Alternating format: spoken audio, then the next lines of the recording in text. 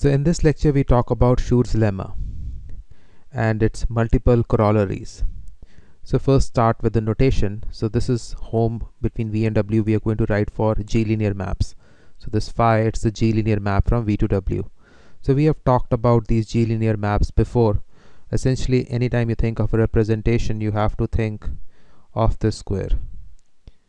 So this phi is right here and we have a representation for V and a representation for W. So this is rho and rho prime, and this square commutes, giving us this G linearity.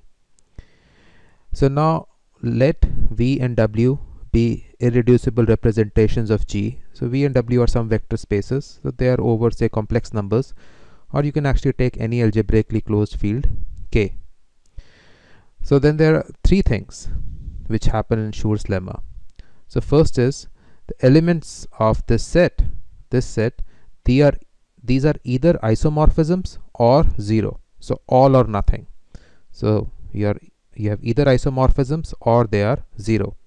Second thing is that if you have phi from V to V, so instead of W you are going from V to V, then you can actually write phi as some scalar times the identity matrix.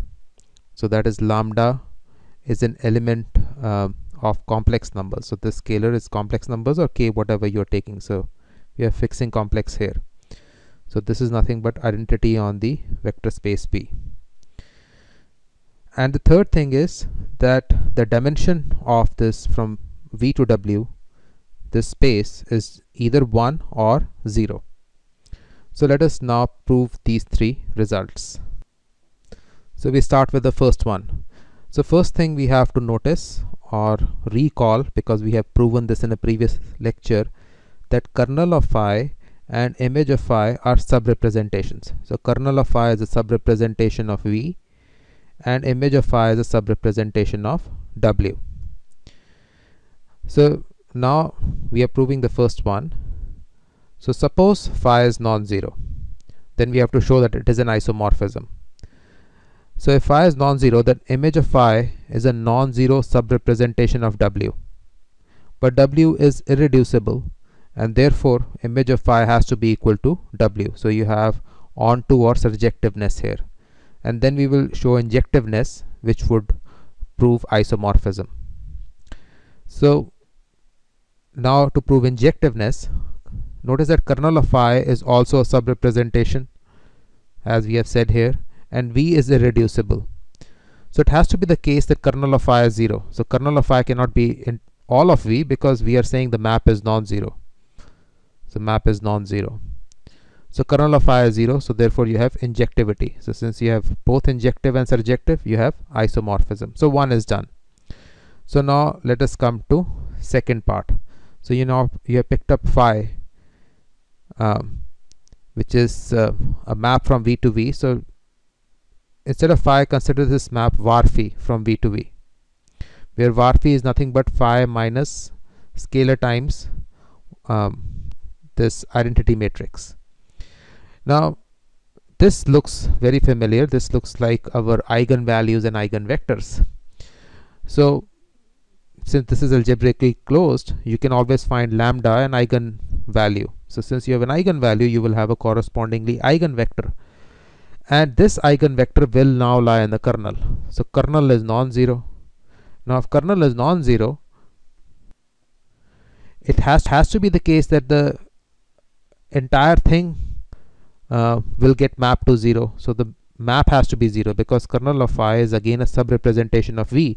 We are saying V is irreducible and therefore kernel of phi has to be equal to the entire space. That means everything gets mapped to 0.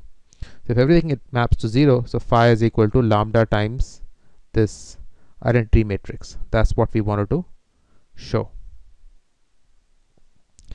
Now the third part.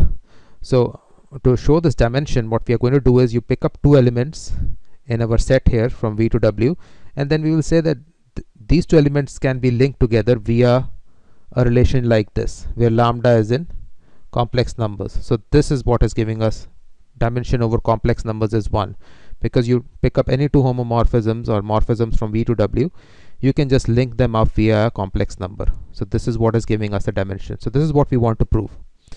So you start with them as non-zero maps. Now since they are non-zero maps, so if they are zero maps, obviously dimension would be 0. If they are non-zero maps, we already know their isomorphism from the first case. So you can see isomorphism here. So since they are isomorphism, you can obviously find inverse. So now you can say, so you have V2W. So first you apply phi1, and phi2 is also from V2W because phi2 is also V2W, but now you can form phi2 inverse because they're isos. So you first apply phi1, then phi2 inverse, set it as phi. This is a homomorphism from V to V. You're going from V to W and back to V. And so then by the second case, if you lie like this, then you have this form. So that is what we are writing as form. Now this you copy here, write it like this: phi as phi1 composed with phi2 inverse. Now take phi2 inverse on this side, composed with identity map, you will just get this, and that is what we wanted to prove. So the corollary, the first corollary is that, say you have rho V as a, so irrep means irreducible representation of G, and again we are working over complex numbers, or you can work over any algebraically closed field K. So the first part is every irreducible complex representation of finite abelian group G is one-dimensional. So once you're given a representation, obviously this representation goes from V to V. You have rho here, and this looks precisely like this from V to V. So this representation has the form rho of G is this lambda G times identity matrix, where lambda G is a complex number. Now this is giving us one dimension. So for every element of G, acts on the vector space by multiplication by a scalar, and that is precisely the one-dimensional representation. Since V is irrep means irreducible representation, therefore it has to be one-dimensional, because you're getting this sub-representation of by multiplication by scalar. So this is done. So this just drops out of here because of this lambda, nothing else. So second is that every finite abelian group G has precisely this, whatever elements are in G, this number of elements in G. So these many complex irreducible representations. So before we go here, we have to recall a fact that you can actually write any finite group as this product of cyclic groups. So this is a basic fact covered in lectures in abstract algebra or group theory. So your finite group, you can write it like this. So now the previous result, we can use this previous result. We know that irreducible complex representation has to be one-dimensional. So we know the dimension of rho is 1, and we therefore have a group homomorphism growing from G to this complex numbers. Again, this is nothing but to every element of the group you're attaching lambda G. So that is what, where lambda G is a complex number. That's what we are doing here. So again, we can reduce this to the case of cyclic groups, because you can decompose G like this, and you have any homomorphism like this, then you can restrict it to the cyclic group.